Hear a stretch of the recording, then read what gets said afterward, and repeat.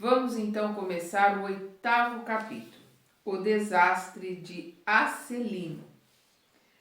Ia dirigir-me ao Otávio novamente, quando alguém se aproximou e falou ao ex-médium com voz forte.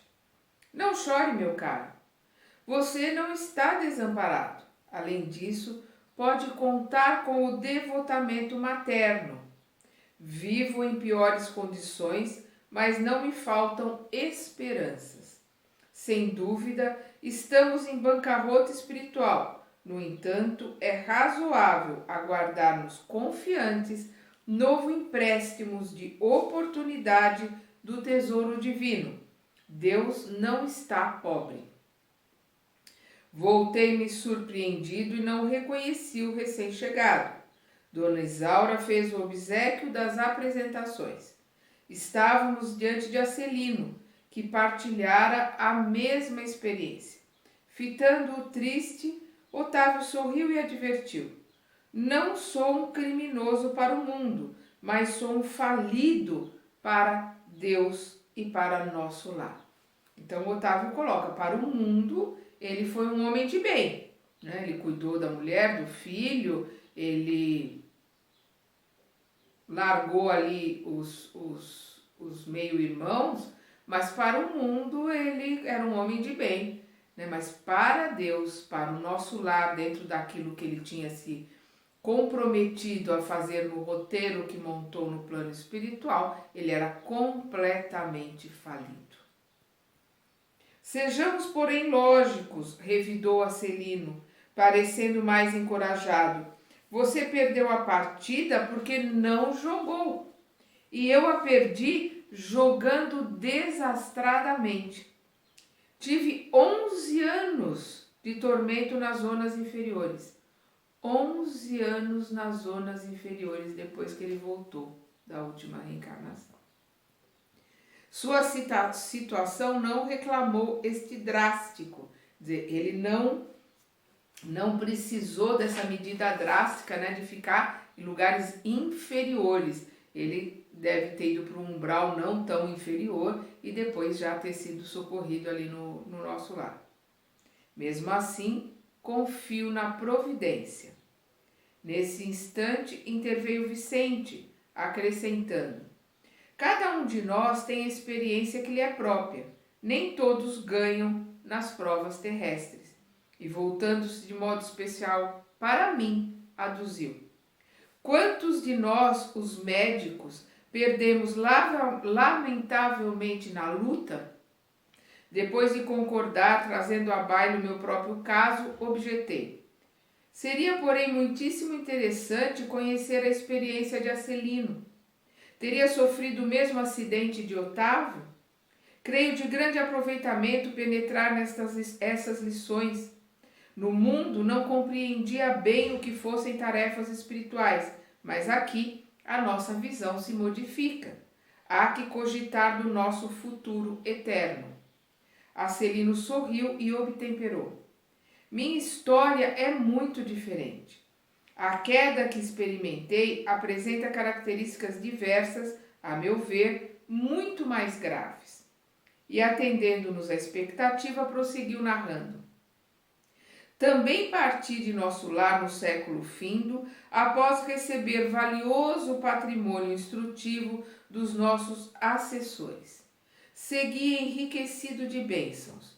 Uma de nossas beneméritas ministras da comunicação presidiu em pessoa as medidas atinentes à minha nova tarefa.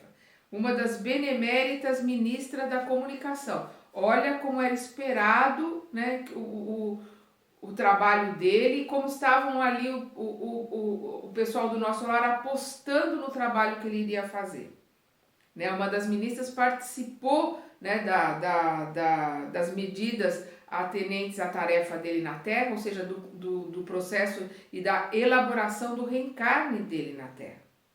Não faltaram providências para que me felicitassem a saúde do corpo e o equilíbrio da mente.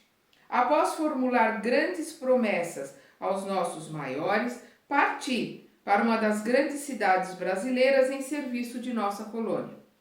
O casamento estava em meu roteiro de realizações. Ruth, minha devotada companheira, incumbir-se-ia de colaborar comigo para melhor desempenho das tarefas. Cumprida a primeira parte do programa, aos 20 anos, fui chamado à tarefa mediúnica, recebendo enorme amparo dos benfeitores invisíveis. Recordo ainda a sincera satisfação dos companheiros do grupo doutrinário.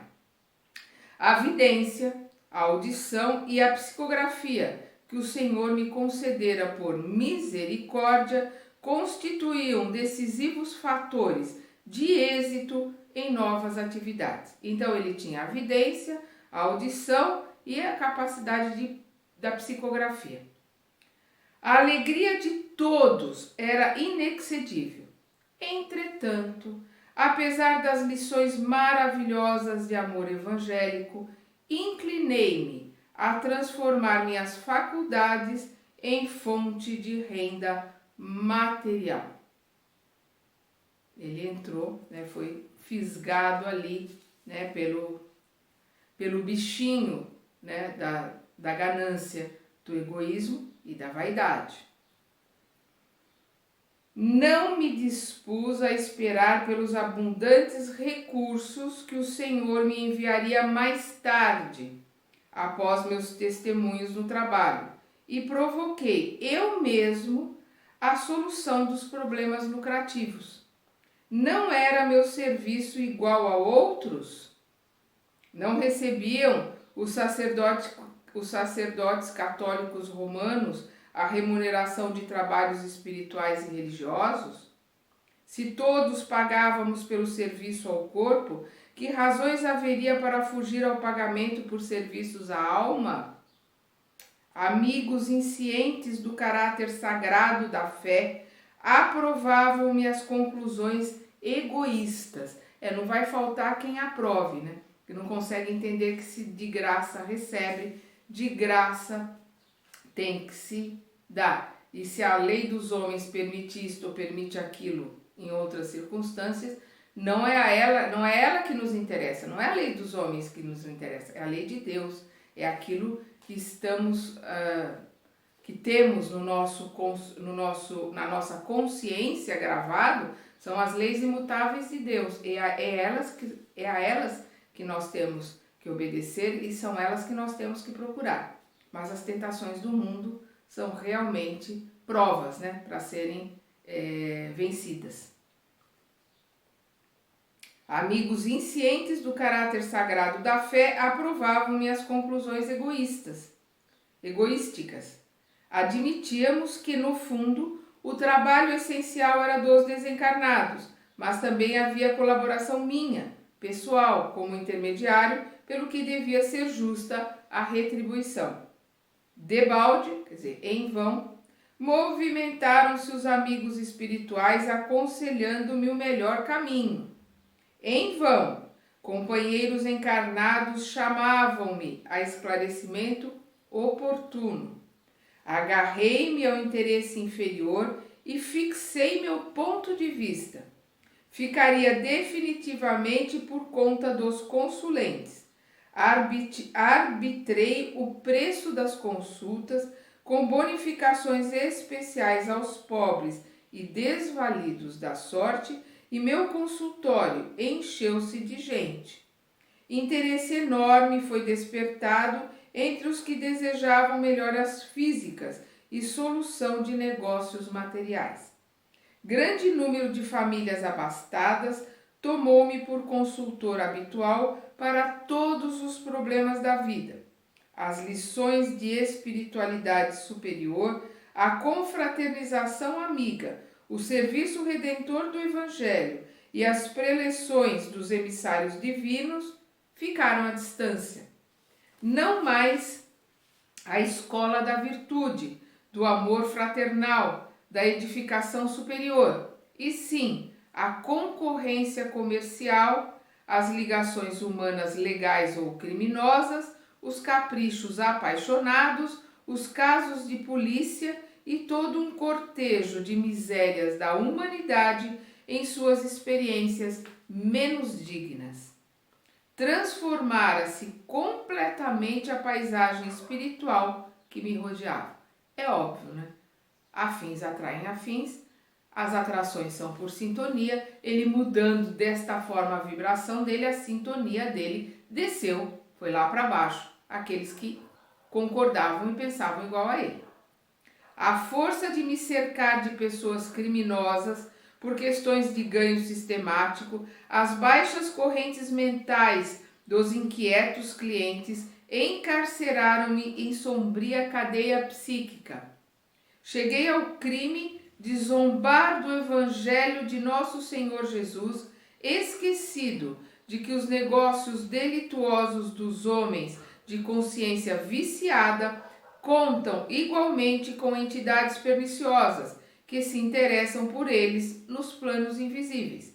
E transformei a mediunidade em fonte de palpites materiais e baixos avisos. Nesse momento, os olhos do narrador cobriram-se de súbita vermelhidão, estampando-se-lhe fundo horror nas pupilas, como se estivesse revivendo atrozes dilacerações. Mas a morte chegou, meus amigos, e arrancou-me a fantasia, prosseguiu mais grave. Desde o instante da grande transição, a ronda escura dos consulentes criminosos que me haviam precedido no túmulo rodeou-me a reclamar palpites e orientações de natureza inferior. Queriam notícias de cúmplices encarnados, de resultados comerciais, de soluções atinentes a ligações clandestinas. Nada muda porque desencarnou, só deixou a matéria aqui, né? Só deixou a roupa aqui, passou para o plano espiritual, continuou com os mesmos espíritos menos esclarecidos, né, trevosos à sua volta, que como ele estava na matéria. Gritei, chorei, implorei, mas estava algemado a eles por sinistros elos mentais, em virtude da imprevidência na defesa do meu próprio patrimônio espiritual. Todas as ligações, todos os contatos que nós fazemos com encarnados ou desencarnados, eles criam ligações mentais, cordões energéticos que formam uma teia de interligação com todos aqueles que nós convivemos, encarnados e desencarnados. Então nós mantemos esses cordões energéticos ligados, tanto com os encarnados que estamos aqui ligados por afinidade, como com os desencarnados que nós também estamos ligados por afinidade.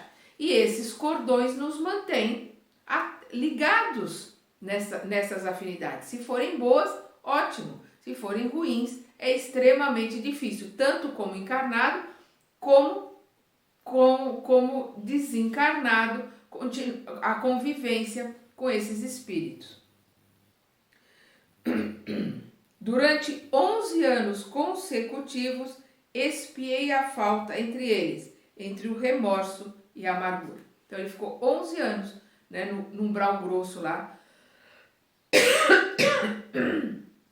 perdão, com os irmãozinhos trevosos, né, irmãos menos esclarecidos, fica melhor. Como ele também, né, que havia sido esclarecido, perdeu todos os esclarecimentos, né, também passou a ser um irmão menos esclarecido, todos dignos de piedade, dignos de ajuda, né,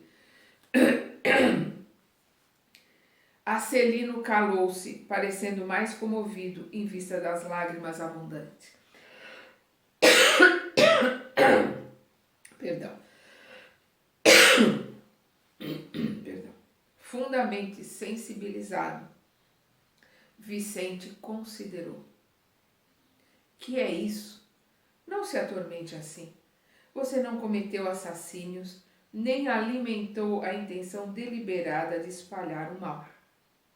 Ao meu ver, você enganou-se também, como tantos de nós. Acelino, porém, enxugou o pranto e respondeu: não fui homicida nem ladrão vulgar. Não mantive o propósito íntimo de ferir ninguém, mas desrespeitei alheios lares. Mas, indo aos círculos carnais para servir as criaturas de Deus, nossos irmãos, auxiliando-os ao crescimento espiritual com Jesus, apenas fiz viciados da crença religiosa e delinquentes ocultos, mutilados da fé e aleijados do pensamento. Não tenho desculpas, porque estava esclarecido. Não tenho perdão, porque não me faltou assistência divina. Ele tem consciência, né, de que ele não tem desculpas, ele estava esclarecido, ele foi auxiliado, ele se preparou, ele reencarnado continuou auxiliado, tinha esposa que estava ali do lado dele, tinha os espíritos que estavam assessorando ali, por livre e espontânea vontade, o seu livre-arbítrio é que ele mudou o caminho, passou a servir a outro tipo de espíritos, né? Não tenho desculpas, porque estava esclarecido. Não tenho perdão, porque não me faltou assistência divina. E depois de longa pausa, concluiu gravemente: podem avaliar a extensão da minha culpa? Então, nós vemos aqui o André Luiz nos trazendo as faltas, né? E os deslizes desses irmãos que haviam encarnado com mediunidade ostensiva para realizarem um trabalho aqui na Terra. Vamos continuar estudando e aprendendo no próximo capítulo deste livro.